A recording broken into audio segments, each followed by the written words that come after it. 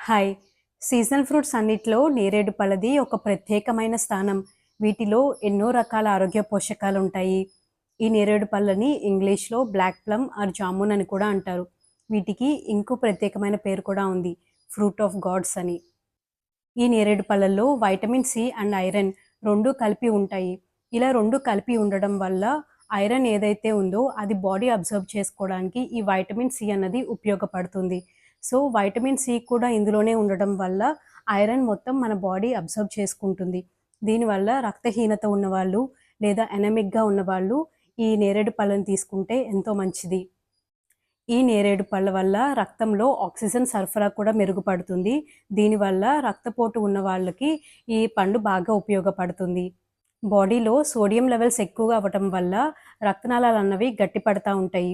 ఈ కండిషన్‌ని ఎథెరోస్క్లెరోసిస్ అంటాము. ఈ కండిషన్ ఉన్నప్పుడు ఈ సోడియం లెవెల్స్ అనేది బాడీలో ఎక్కువగా ఉండడం వల్ల ఇది జరుగుతుంది.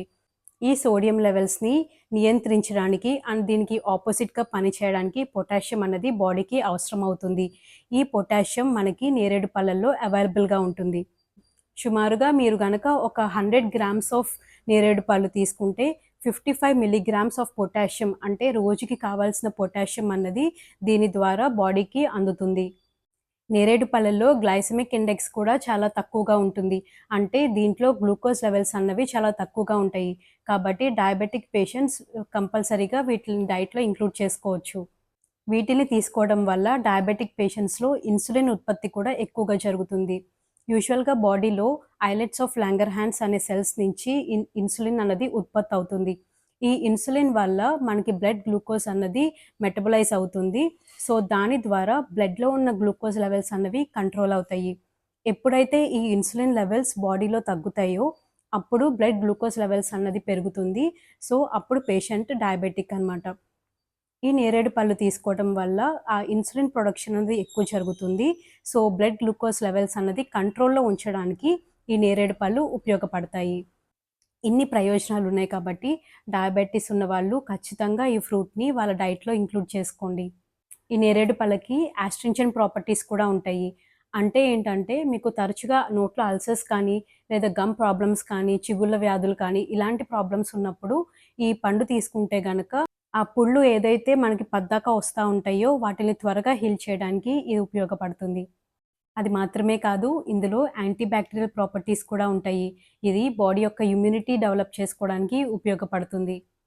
ప్రెగ్నెన్సీ టైంలో కూడా ఈ నేరేడు పళ్ళని మీ డైట్‌లో ఇంక్లూడ్ చేసుకోవచ్చు. ఇందులో ముఖ్యంగా యాంటీ ఆక్సిడెంట్స్ అనేవి ఎక్కువగా ఉంటాయి. సో, వీటి వల్ల బేబీ డెవలప్‌మెంట్ కూడా ప్రాపర్‌గా అవుతుంది. నేరేడు పళ్ళల్లో వైటమిన్ ఏ కూడా ఎక్కువగా ఉంటుంది. సో, ఇది కంటి చూపు మెరుగుపడటానికి కూడా బాగా ఉపయోగపడుతుంది. ఈ నేరేడు పళ్ళని డైట్‌లో ఇంక్లూడ్ చేసుకోవడం వల్ల వెయిట్ లాస్ అన్నది కూడా చూడొచ్చు. ఈ నేరేడు పళ్ళ వల్ల డైజెషన్ ఇష్యూస్ ఉన్నా కూడా అవి మెరుగుపడతాయి. అండ్ వెయిట్ లాస్ అన్నది జరగడానికి ఈ నేరేడు పళ్ళు ఉపయోగపడతాయి.